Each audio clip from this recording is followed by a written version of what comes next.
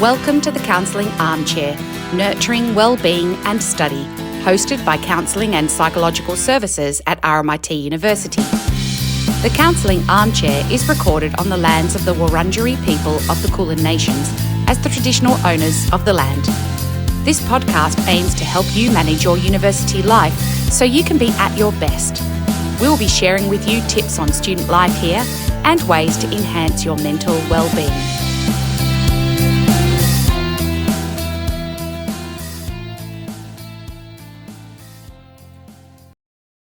Welcome back to the Counselling Armchair, Nurturing Wellbeing and Study. We're so happy you could join us today. In today's episode, we are diving into a challenge that so many students face, staying motivated and focused while studying.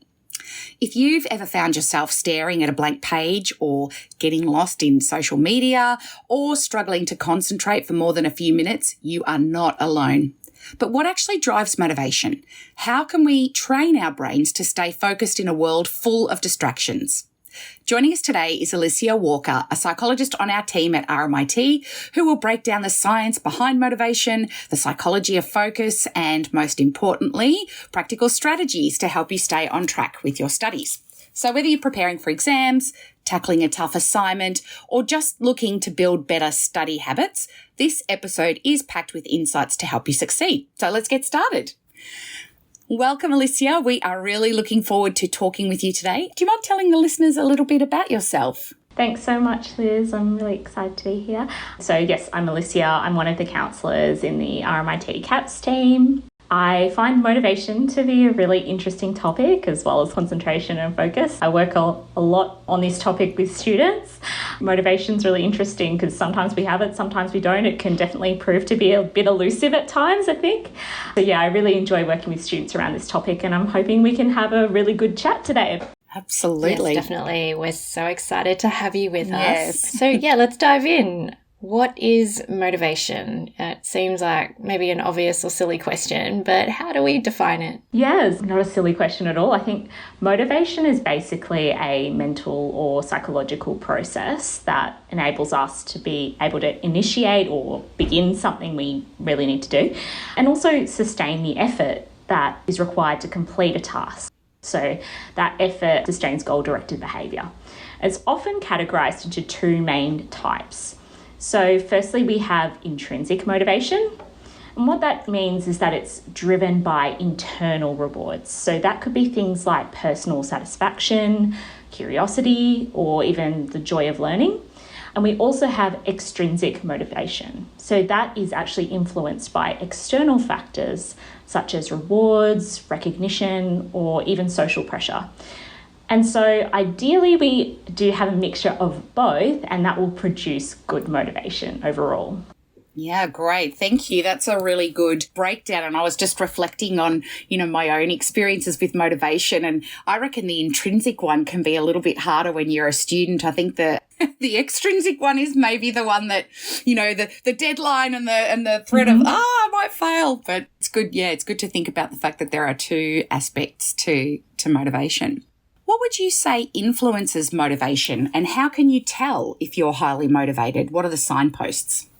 Yeah, so I think, with motivation, it's shaped by a few factors. So things like how clear we are in our goals, that goal clarity, our emotional state, how we're feeling, social support, who we have around us, who we've got in our corner, who are our, cheerleaders maybe, and the balance between intrinsic and extrinsic rewards, which we spoke about earlier.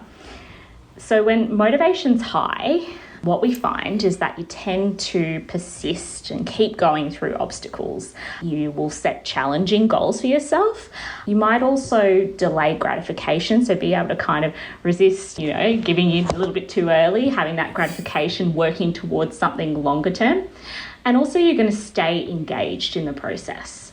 You also will experience curiosity, enthusiasm, and also hopefully a sense of satisfaction beyond those external rewards. That sounds like the ideal, doesn't it? How do we get into that state every day, huh?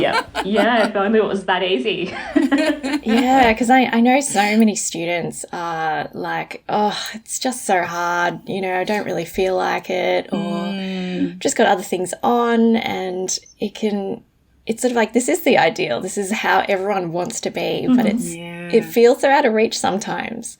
Not all the time, but just sometimes. Yeah. So what are the biggest barriers to motivation, especially for students? Yeah, well, Melissa, I think you're absolutely right. And I have to say, certainly I've had those sorts of thoughts before as well. I wasn't a student too long ago finishing up my master's in psychology, and I remember having thoughts exactly like that, especially when working towards big goals like your research thesis, which is a long-term project, right? You've got to stay motivated over it, not just doing an assignment at the last minute, but, really long time. So there are definitely some barriers to motivation, and particularly for uni students, we see a huge one is stress, anxiety, and feeling overwhelmed.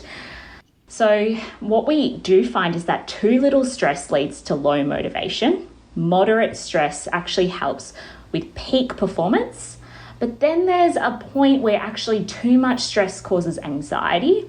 It can cause distraction and also those feelings of burnout as well. So it's about finding that kind of sweet spot with stress. Another big one is academic pressure and that worries and fear of failure. So having high expectations, either internally from yourself or from other people, maybe a mixture of both as well, and negative feedback can definitely impact our self-esteem.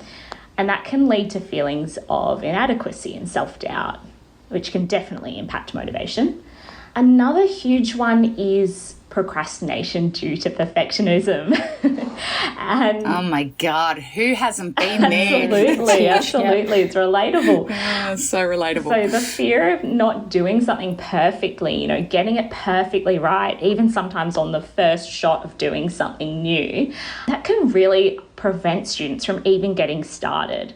And then, of course... Paralysing. Yeah, totally paralysing. And it can become a really big problem. That one we actually have an episode on. Oh, yeah. So definitely look back on our show episodes and check out our episode on perfectionism, because we go into it a lot more there. And so, yeah, great point, Alicia. It is a huge one. We also have one on procrastination. That's right, we do. Keep listening to this one, and then afterwards you can go to the next one. Two for one.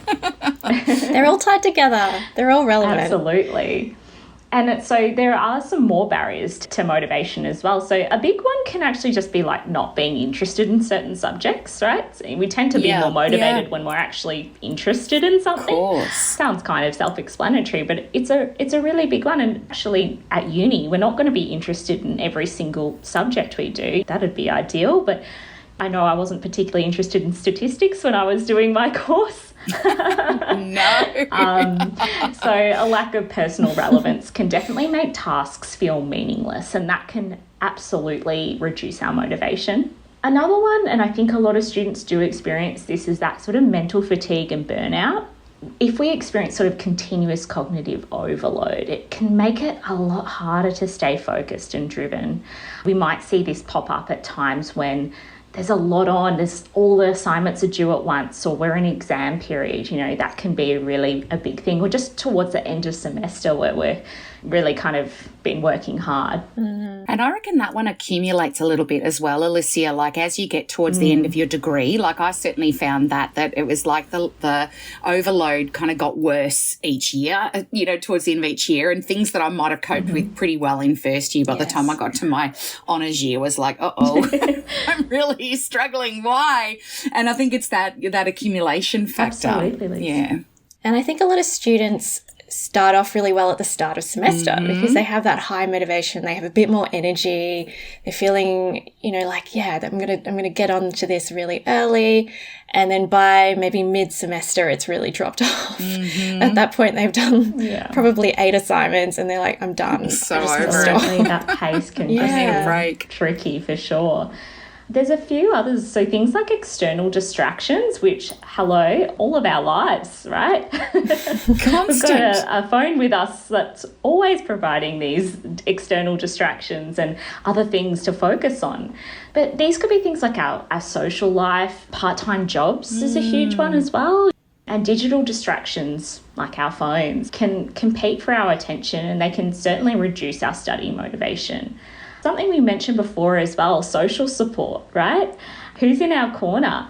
sometimes as students, there isn't that social support, or people aren't as encouraging. They're not our cheerleaders like we hope they'd be. So without that encouragement from friends, family, even mentors, staying motivated can feel really isolating and challenging. That's a really good point. Yeah. And even as well with our relationships, we might have some emotional challenges. We might be experiencing conflict with others, and that can really drain our mental energy and make it quite difficult for us to focus in. And the final one I wanted to mention is past failures and self-doubt. So this can certainly be a big one, right? If we've lived a life, then we've probably failed at something. And, certainly as we get through our degree, right, hopefully we've had some successes, but there may also be things that haven't gone so well. A mark that we weren't happy with, or needing to repeat a course, these sorts of things. And when we ruminate and go, that basically what that means is just going over and over and over what's happened in the past. Ruminating on those past setbacks can actually lead to a false sense of I'm not capable, rather than seeing these as opportunities for growth or to do something differently. So I think that certainly can impact motivation if it becomes a bit of a pattern. Definitely. I think beating yourself up on those inevitable failures is probably the problematic part, not making the mistake in the first place, because that's just life. And sometimes failures can become a funny story. Like I always like to reflect on when I was at uni and I was in my third year and I got the date wrong for a take-home exam to be submitted, and it was due on the Wednesday, and at 5:05 on the Wednesday one of my other students rang me up and said, that take-home exam that we all think is due on Friday, it's actually due in 5 minutes, and I hadn't even started it. Oh my God. Oh, that's like one of those nightmares that I keep having even now. I'm been out of uni for ages. It was horrific. So I had to a quick mad scream. I rang the lecturer and I'm like, I'm so sorry. And, she was really good, thankfully, because, sometimes they can be really strict, but she's like, all right, if you get it in by, I'm not going to empty the box till tomorrow morning, because back in my day it was all like physical. It wasn't an electronic submission. It was, I had to actually take it to uni. So I stayed up all night doing this damn thing and I got it in and everything. And, I ended up getting a reasonable mark on it considering that I threw it together at the last minute. But I laugh about that now, but boy, at the time I was like, how could I get that wrong? How could I stuff up like that? A great example about how urgency as well can increase our motivation and stress there, Liz. Hopefully we're not that stressed. I did not have trouble staying on task. Yeah, so, given that there are a lot of barriers to motivation, which is completely understandable, and that is why we do struggle with it quite a bit, what can we do then to increase our motivation to do the things that we think are important? Obviously, for students, it's things like assignments or preparing for exams, or it might even be eating well, eating 3 good nutritious meals a day or something like that. How do we increase our motivation? What's the secret, Alicia? Give us the magic formula. No, this is a really important part, right? Because everyone wants to know how we can have more motivation. A really important thing to remember is that we can't actually wait for motivation to hit. It builds through action. Sometimes this isn't so nice of a thing to hear, as if I do this magical thing that I'll have lots of motivation and I'll get it all done. It'll all feel effortless. Yeah, exactly. It actually requires us to kind of get ourselves started even when we're not feeling so motivated. So I often say that motivation is nice but not necessary to start something. If we wait for inspiration to strike, we're going to be waiting for a long time, especially if there's lots of those factors that we spoke about earlier. But taking small steps actually builds our confidence and our momentum. So for example, if our goal is to go for, a 30-minute walk each day, we might not feel motivated and our mind gets stuck on how hard it's going to be. Oh, I just can't be bothered. It's coming to the colder months of the year. I can't be bothered to do that. However, once we get our shoes on, it might be easier to take a step out the door. And then once we've walked for 2 minutes, we might be more motivated to continue that. Then before we know it, we have done our 30-minute walk. We can stop any time, but chances are we're on a roll and we'll keep going. Another aspect that can be helpful is to just do it. So allow yourself to feel the discomfort, hear all of that negative self-talk telling you that you can't do it or it's going to be too hard, which is very normal, and then take action anyway. Also, something that can be important here is to look at your goals. Are they actually too big? Are they, too small? But often we tend to set ourselves much bigger goals than are realistic. And is there actually a time limit as well on our goals? Yeah, can you say more about that, the time limit? Yeah. So, when do I want to get this done by? How much do I want to get done by this time? You could even kind of look at how much you can get done in a certain time, which I'll talk about in a second. But, if we're setting a goal that we want to get better at exercise or something like that, right? It's a great goal to have, and lots of people will have that as their goal, but it's not very specific. And so maybe we need to look at a time limit, like what would we like to do? Maybe it's 30 minutes of a walk, it's more specific, but then also when do we want to start doing that by, and how long do we want to do it for? How will we know that we've actually achieved our goal? And that can be much more motivating because it's actually something tangible that we can then achieve. Yeah, that's such a good point. I think so many students I talk to, like you said, their goals are way too big. It becomes unachievable, and then that pressure builds, that anxiety builds, it's all too hard. It becomes that loop where they then just don't get it done. So I think what you're saying here around check your goal and set a time limit, because we always need a deadline of some kind. We need to know, when do I need to do this by? So yeah, great point. Yeah. And I think a big mistake that students often make, and I always made it myself, so I can speak from personal experience as well, is I'm going to get 15 things done in the next half an hour. I put them on my list and I'm like, I set the time limit, I do all that sort of stuff. This is what I'm going to do. And then I get partway through one of the things on my list, and then I start panicking. Oh my God, I'm never going to get it finished. I was supposed to have 15 things done. I've only done part of one, So I think I always say wind it back, almost make it a really small, I'm going to get one thing done in 2 hours might seem ridiculous, but far better to overestimate the amount of time it's going to take than underestimate the amount of time it's going to take. Yeah, absolutely. Yeah, and it can even be helpful. I often recommend for students to experiment with actually how long it will take us to get something done. So quite often it's good to overestimate, because then, we allow more time than we need. But quite often as well, that barrier to motivation can be thinking something's going to take ages. And actually, how often have we got something on our to-do list that we think, oh gosh, that's just going to be such a pain, and we put it off and procrastinate. And then actually it takes us about 5 minutes and it was really easy. That is so sometimes true. you can put the timer on, put your stopwatch on and see, well, how long would it actually take for me to unload the dishwasher, for example? Maybe that's something that I struggle with and it's a real pain, and I procrastinate until I don't have any cups and plates and that sort of thing. But actually, maybe it only takes me 3 minutes and I can do that while doing something else I enjoy as well. Like listening to this podcast. Exactly. That's why podcasts are so good. Apart from checking our goals, breaking down our goals and the tasks we want to do is really important. Keeping it really simple. Get out of bed, turn on the computer, open the Word document, write the first sentence, and keep your expectations low around how well you have to do that too. And then committing to just 5 minutes. Yes. Can I just do this thing for 5 minutes? Or even it's 1 minute, maybe it's 30 seconds if it's something that's really, really challenging, right? That's all about that building of motivation. So if we can use things like a timer, we get a little bit of a reward for actually doing that 5 minutes. And 5 minutes out of our day, that can start to become really meaningful when we're working towards our goals. And also it doesn't feel that daunting. No. It's like, it's only 5 minutes. I can just, if I can just push through for 5 minutes. Yeah. And I think that's such a good thing to emphasize, because people can get really stuck into this all or nothing kind of thinking.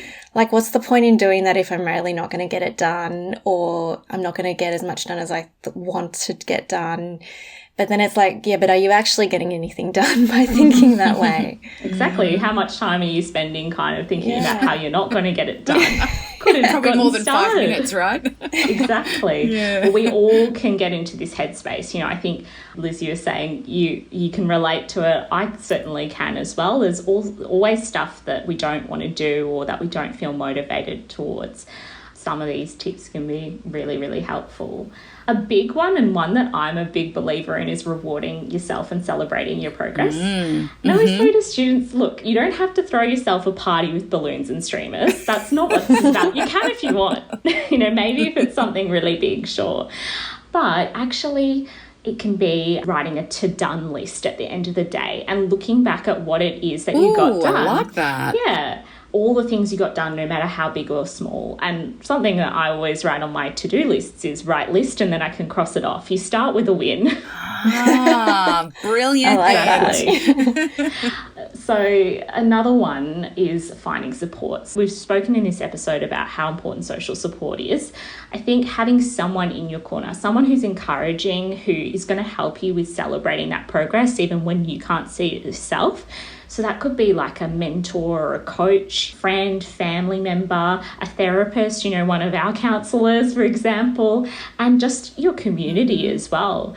These people can be your cheerleaders. They can help you when you're not feeling so motivated to build your motivation, but also be there on that journey with you and celebrate your wins, which makes it feel even better. Because it can be a very lonely thing being a student, and just having that cheerleader or that person who knows what you're doing and is able to say, well done, fantastic, come on, let's just push through, or do you want me to sit with you while you're doing this, can really make a big difference. Absolutely. I think that it also helps to even just feel accountable to someone other than yourself. Like I find so many students who struggle with this say, I can do the group work because I can't let people down, but I can't do the individual assignments because it's just me. Yeah, I think that comes back a little bit to that idea of like the social pressure, right? And it adds a little bit of stress. It kind of adds the right amount of stress. Yeah. But then also having those people around us, to cheer us on to makes that get stuff done. It makes it all the sweeter. But it can be hard to enlist accountability buddies, right? Definitely. What if we don't do it? But it can certainly be a great tip for increasing motivation. I think also looking at what's going to be an easy win to start with. So I said before, I write list on my to-do lists, but it doesn't have to be that. It can be things like downloading a resource, or if you've got a literature review and you've got to read a lot of articles, well, maybe download a couple, or you do the search. Maybe the searching is the easier win.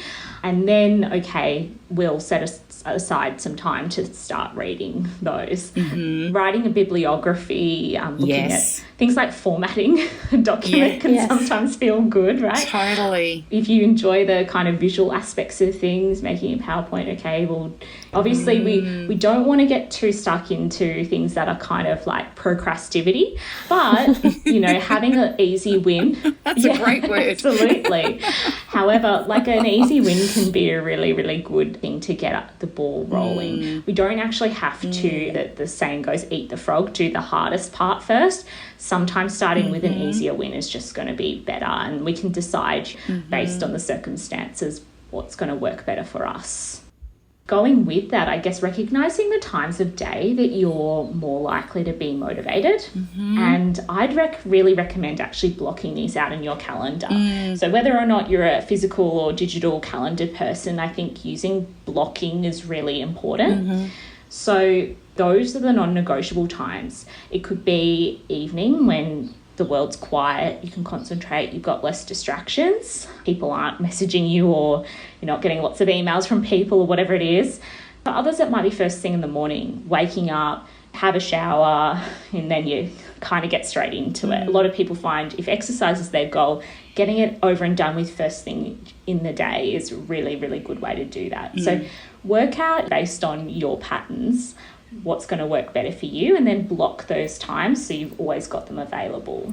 And then another scheduling thing, so schedule those non-negotiables in your calendar. So these are things that you need to do every day. I try to include some time for relaxation, so wind down, time in my morning and evening routines, because I know that I need to do those every day, and time for meals. Now, it might seem like overkill to block those in your calendar. I'm going to do them regardless. However, what this does is helps you to see how much time you actually have, and the illusion of just unlimited time, I'll do it tomorrow, I'll do it the next day, kind of gets shattered. And we see that actually we really only have, maybe a couple of hours a day. If we're working part-time, we're doing other things. Good point. Busy people actually tend to get a lot done. I don't know if you noticed this, but they have to seize these opportunities that they have to be productive, to achieve their goals. And they might be working on lots of things at once. So actually, they're not working with unlimited time. They don't have more time than the rest of us. They're just actually utilising the time they have available. And they're aware of their time. Isn't that's a saying, isn't it? If you want something done, ask a busy person. Isn't that a saying? Exactly. It's Absolutely. True. Yeah. One that I think is a really, really helpful one, and all of these I think are pretty helpful, but never stopping a task at the hardest point or where you get stuck. Because guess when you're going to have to pick that task back up and try Good again. point. Good point. So even if you can push on for like 5 more minutes, just make a little bit of headway. Or maybe if you have to finish up a task of the day, you've run out of time, but you're going to have to pick it up later on. Try and write a note for yourself about the next step you need to take. That could literally be in a Word document that you're working on. Just write what you need to do next. That would take maybe a couple of minutes, but that will seriously impact your motivation when you come back to the task. A lot of motivation can also be like, I don't know where to start. Like, what do I do? Or I feel a bit lost. If I know I need to go and research this thing, or I need to contact my group member or whatever it is, then I can get started on that, and it's going to feel a lot less hard to kind of get into it. I really love that one because I feel like it just helps you take that actionable step when you're feeling, that kind of lull in motivation the next time you have to pick it up. And it just feels like, okay, I can do that at least. Exactly.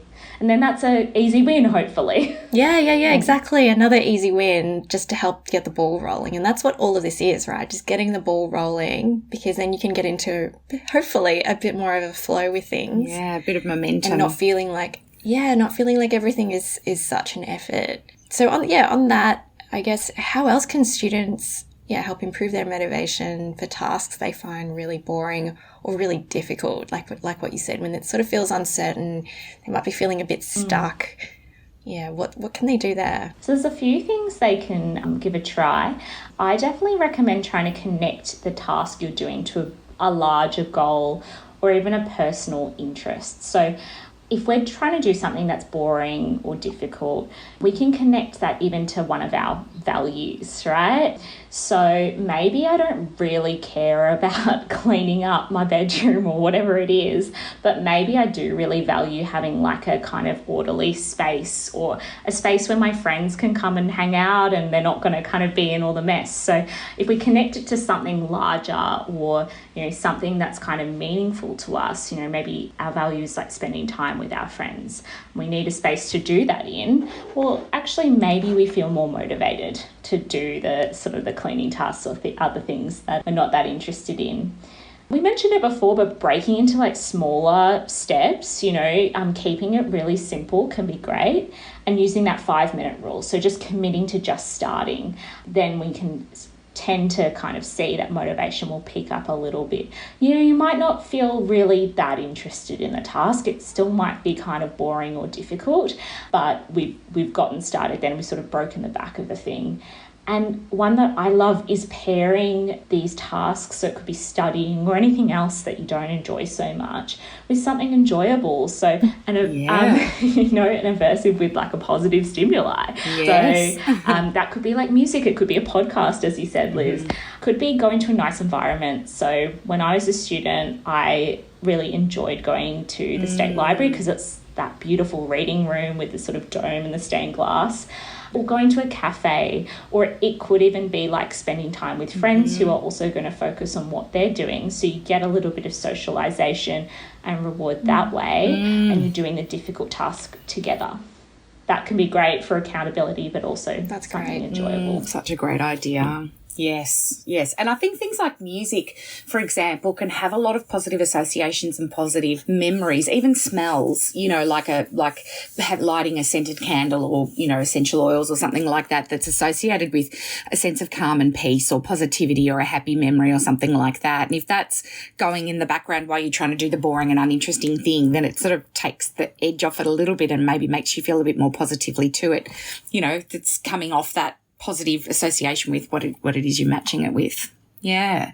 Absolutely. Yeah, I really like that idea. Yeah. It can kind of switch your brain into the work mode as well if you've got a little ritual. So lighting that candle or putting on that study playlist, it can be really, really helpful. I always used to also have like certain clothes that I wore when I was studying. It wasn't like a corporate outfit or anything. It was like, probably tracky dacks and a t-shirt or whatever, but it was something like comfy or I don't know. It was just something that made me feel like I was in study mode. Like, I was getting dressed as though I'm going to work. And another thing that people often do is like do the whole I'm commuting to work thing, like I think Melissa, you and I were talking about at one point this idea of like leave the house, go and get a coffee, come back as though you're arriving at work, and then it sort of feels like I think we did some of these tricks during COVID a little bit when we were all working from home just to make it feel like separating home life and work life a little bit. And with study, because it's often a really open-ended kind of thing, and you're not clocking in for work for the day. No. You're not got your meetings or your calendar set up. Providing some sort of external structure for yourself. So with that time blocking, with kind of having a commute, with working in a different place and having, your outfit, getting actually dressed for the day, all of these are things that can really positively impact our motivation. Yeah. Yeah. Getting ready for the day, just kind of spending a few minutes on our grooming and just kind of feeling good about ourselves, brushing our teeth and hopping in the shower. Those sorts of things can make us feel so much fresher and ready to kind of concentrate. And they might be in that easy win category as well, Alicia, right? Absolutely, yeah. Depending on the day. That is true. Some are harder than others. Yeah. I thought we might move on to talking about focus a little bit now, if that's okay. And again, just like motivation, we have this, I think we have certain beliefs about focus, like that we should just be able to do it continuously, that there's something wrong with us if we're not focused. I have so many clients say to me, I can't focus, what's wrong with me? And the reality is obviously focus isn't an unlimited resource, right? And we should be able to switch it on and off when we want to. Right? Yeah. So what do we know about focus in the brain? Like how long roughly can we focus and what affects our concentration? So, focus isn't really like a tap where we just turn it on and off. No. It'd be great if it was. But what we actually know is that our focus duration can really vary. So we have what is called deep work, which is about 45 to 50 minutes before our cognitive fatigue sets in and our brain starts to get tired of that sort of deep thinking. We also have our general tasks. So that could be things like about 20 to 30 minutes before a dip in our concentration. And then we've got high intensity focus. So 10 to 15 minutes before short breaks can help maintain our performance. So we definitely want to make sure that we're taking regular breaks. I reckon listeners will be quite surprised to hear that it's as short as that, right? Like I think, because we've all done it as well, but, talk to students who like I sat at my desk for 3 hours and, I just wasn't being productive. And it's like, well, no wonder if really you can only do deep work at an optimum of, probably 45 to 50 minutes before you get that cognitive fatigue and your productivity is going to start to drop. Absolutely. So that's a really powerful thing to know, I think, that it's shorter than you think it is and more breaks is probably going to be needed to restore, right, to get back to that optimum focus. Yeah, our brains aren't really set up to focus indefinitely, and we want to work with our brains, not against them, ideally. Yes. So there are a few factors that will impact our focus as well. So what we know is that how complex the task is, maybe those are those high intensity focus tasks that are more difficult and they just require shorter periods of focus before we take a break. Engagement level, how interesting they are. If we're really interested in doing something we're enjoying, then, we're probably going to be focused for a bit longer. Fatigue and stress, they actually reduce our attention span. If we're tired, if we're stressed out, they can really impact on our cognitive endurance.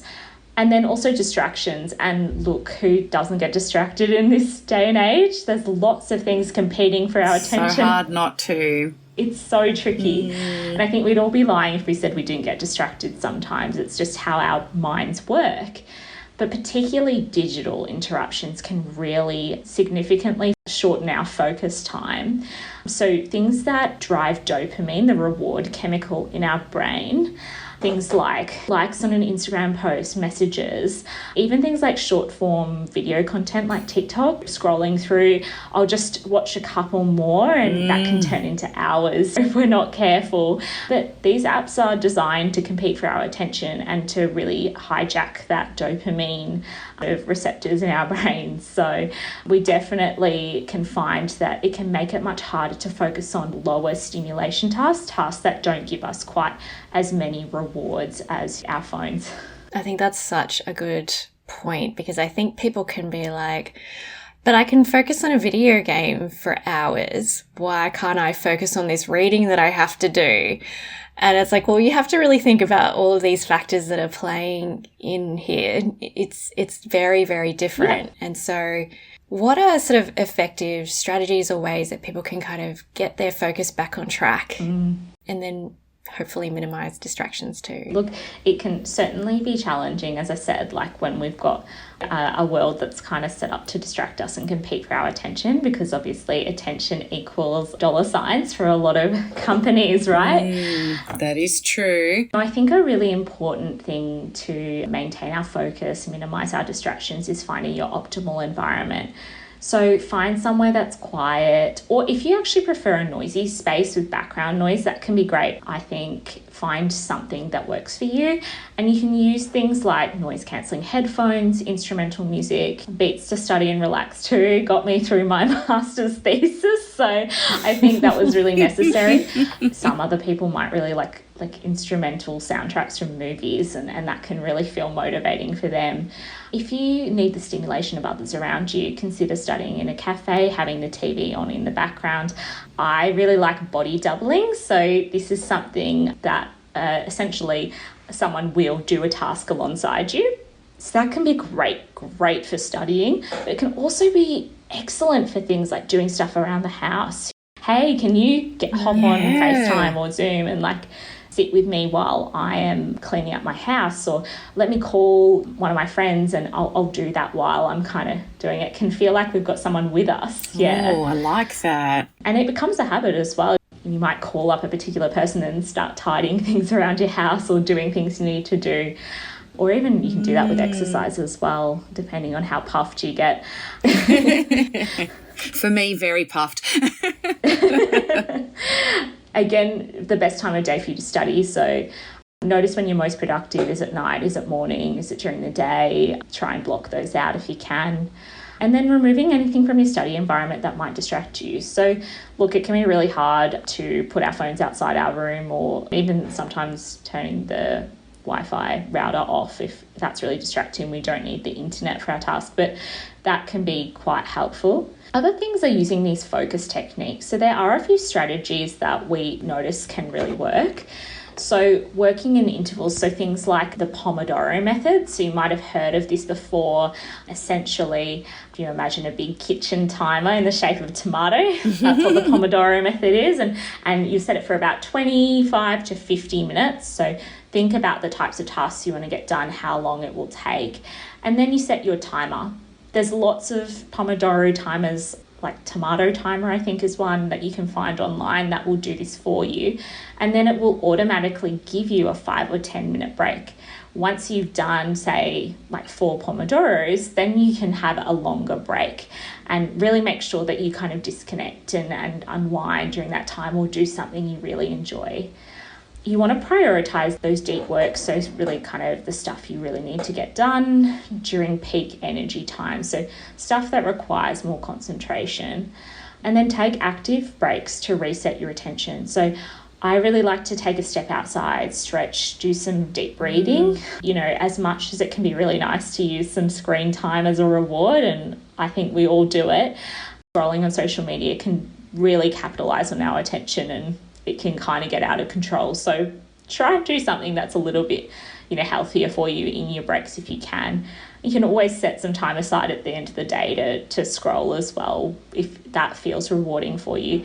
And hydrate and eat brain-boosting snacks. So things like nuts are really good.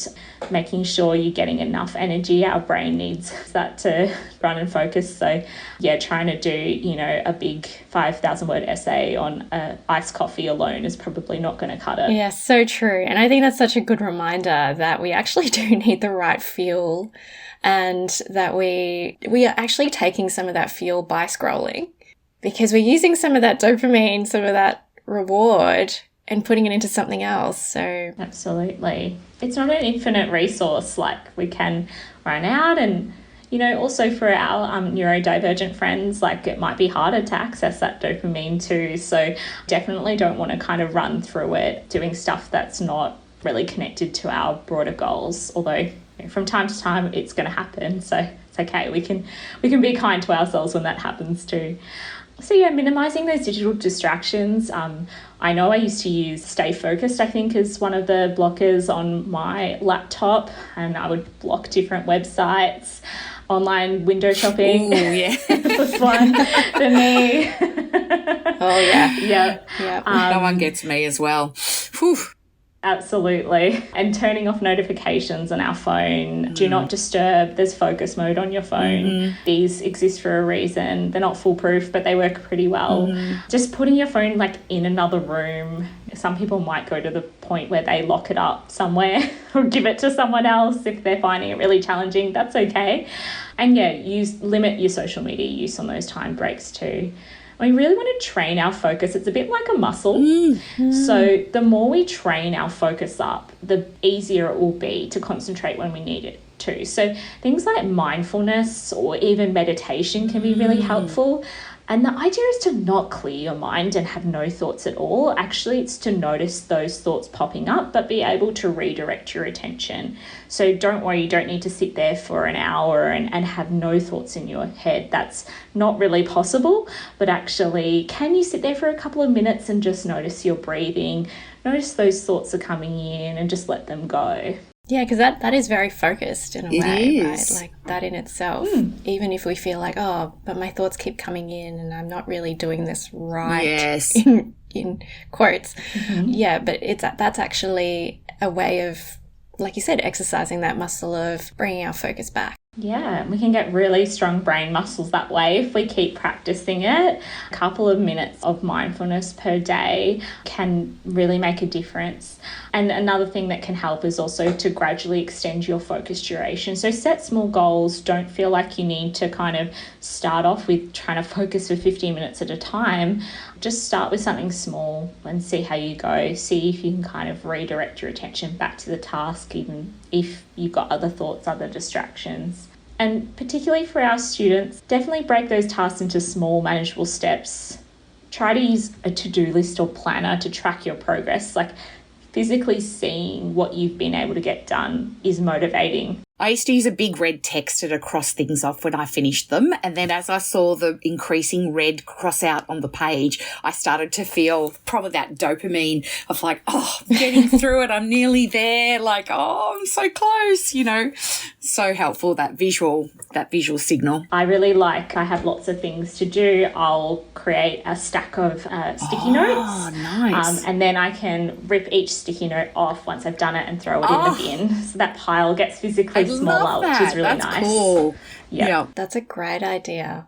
And I think I've heard some students like to even time themselves, like similar to the Pomodoro, but it's that I'm timing the times that I'm actually doing things and tracking that, and they can see it go up, and it that in itself is rewarding. Yeah. Yeah, I think even on some of these Pomodoro websites and apps, you can basically keep track of it. So it's, as you say, it's kind of like, what's my personal best, or like how long have I stayed focused for.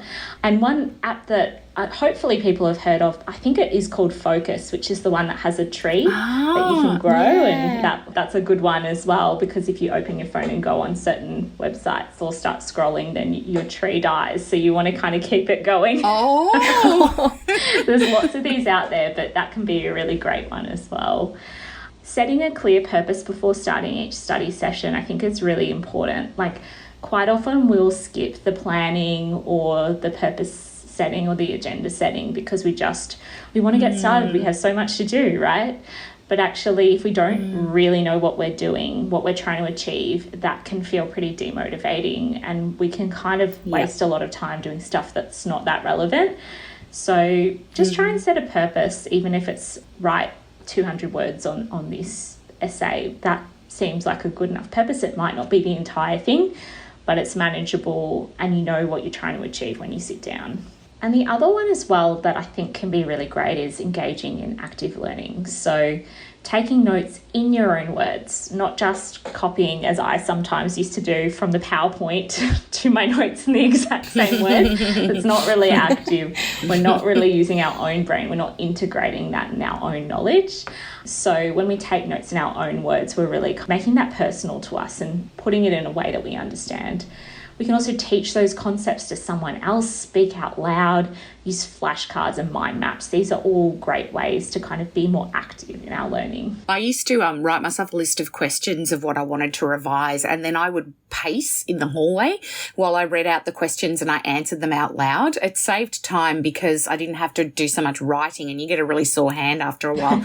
But it was actually a much more active way of revising the material. And then if I forgot something, I'd go back and I'd refer to my notes. But pairing it with the physical activity of just like walking up and down my hallway and the saying things out loud helped me to remember things so much better. Yep. Does help. It goes to show as well, like we might want to experiment with some different ways of doing things, right? Like maybe that's not how we're getting taught to revise in class, but actually maybe that's how it really works with our brains. So I really like that idea, Liz. Maybe next time I need to learn something, I'll do that. I do that when I'm learning lines as well. I think I've mentioned before that I do theatre as my hobby, and sometimes I do have large slabs of lines to learn and I need to learn them word perfect, and I will usually pace while I do it. So I still do it even to this day, like just pacing up and down, and just for whatever reason it just goes in much better when I do it like that.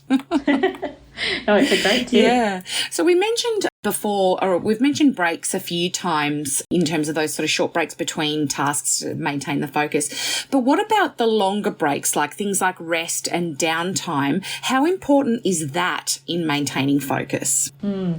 So it's absolutely essential. And I think sometimes students will neglect this, right? Because there's so much to do and, not enough time to get it done in. However, we really want to prioritise rest and downtime. It's absolutely essential for our cognitive recovery, so for our brain to recover, especially when we've been doing really intensive kind of work. So poor sleep really directly reduces concentration and memory. The sort of thing that comes to mind is when they say, like, when you drive, when you haven't had enough sleep, it's kind of like being drunk at the wheel. So sleep is super, super essential. We really want to prioritise it if we can. And so sleep will strengthen our memory and attention, how well we can recall something, in the exam if we've had a good night's sleep the night before, how well we can pay attention to the task at hand, how distracted we get, how susceptible are we to our phone and the things that are kind of hijacking our dopamine, our reward centre in our brain. So sleep also and downtime, it really prevents burnout and it improves our long-term productivity. So when we take the time to rest, we actually can feel more motivated over time, and that can be really helpful. Exercise also boosts our focus. So it increases blood flow to the brain and enhances neurotransmitter activity and reduces stress. So it helps to improve our mood, energy and sleep, all of which contribute to better concentration. And regular physical activity also sharpens our cognitive function, so how well our brain works basically, and supports long-term brain health. So it has really good long-term benefits that we find as well. So this, does make it easier for us to stay focused and alert. So we quite often hear people saying, I went out for a run and I actually feel really clear-headed now, or I feel ready to kind of sit down and do my task. We might think we don't have enough time in the day to exercise and study. And of course, we're really busy, but it doesn't have to be an hour of exercise. It doesn't have to be going and doing a class or running a marathon. It can be a 5-minute walk that can really just boost that sense of focus. and increase that blood flow to the brain. And we can really fit that in most of the time in our day. Yeah, similar to what Liz was doing, like in terms of pacing around and that's a very similar thing. I think it's such a good strategy. Yeah, you can go and do some jumping jacks, those sorts of things, like get a bit of blood flowing. Like that can also just give us a little bit of a mental break. Getting stuck, do something active, stand up from our desk, if you have a standing desk, that's amazing. I don't know too many students who do, but if you have a way to stand up or be a little bit more active in your posture, like while you're doing your work too, that can feel really, really good and a nice break. It's, as you said, really important to remember that it's a good investment of time. It is easy to say, I don't have time to do that. I've got so much to do. But in actual fact, as you say, if you invest in those things, you probably find you're much more productive and it'll take less time to do things. So you will have the time, so it's kind of like trust in that Absolutely. If you invest in it, it will actually make things better. I remember someone in year 12, we had someone coming in to talk about sort of study and focus. And at the time I was super stressed out about year 12. I was one of those year 12s that was just like, I don't know how I'm going to get through this. And they said, actually going and getting a good night's sleep before your exam, like prioritizing sleep, have a bedtime, like don't stay up to 3 a.m. and cram before your exams or stay up trying to do assignments. That because our brain needs that time to kind of integrate the information and learn. So that's also a great investment of time, right? Like actually going to sleep can be really hard when we're nervous about something, of course, and we're tossing and turning before an exam, but actually sleep really helps us to remember things and to learn better. So we want to prioritize that too if we can. Maybe an hour more on that project is not worth it compared to getting an hour of sleep. I know what I would prefer to choose most of the time anyway. So true. So if someone is feeling stuck in a cycle of low motivation and poor concentration, you've given us so many tips, but where can they just start just to make a small change? Okay. Yeah, for sure. And look, like there'll be lots of stuff here and some stuff will resonate and some won't, and that's totally fine. But I think like a really helpful thing can be identifying the root cause of low motivation, poor concentration. Like where's this coming from? So really kind of sitting with ourselves, thinking through what's been going on for us lately. It could be stress, it could be tiredness, fatigue, lack of interest, and then starting with those small achievable actions. What do I really need to get started on first, and how can I break that down? I will also recommend seeking support. So family, friends, mentors, even professional help as well, like coming to the counselling service and having a chat about it. These can be ways to kind of get out of our own head and actually have people in our corner who can support us through it.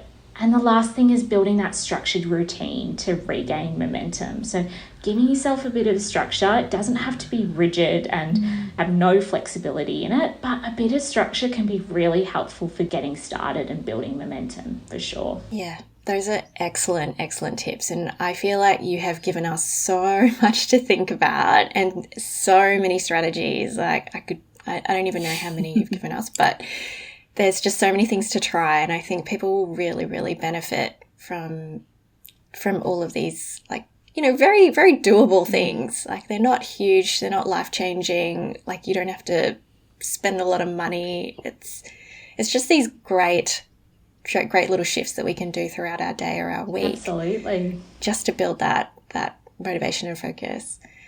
So yeah, thank you so much. We really, really appreciate your time and your insights and knowledge. So just remember that, motivation builds through action and progress happens one small step at a time. If you found this episode helpful, please subscribe to the show, share it with a friend, and leave us a review. It really helps us reach more listeners who might need support. Until next time, take care, and thank you for joining us on The Counselling Armchair. Thanks for joining us today on The Counselling Armchair, Nurturing Wellbeing and Study. We hope you enjoyed today's episode and learned a useful thing or two. Have a great week, and just remember that life can be amazing. See you next time. Isn't life so amazing? Sometimes it can get crazy, but hey, that's okay. We've got another day. say sorry. There's no sense in our worry, 'cause all we can do is try our best to make it through with love.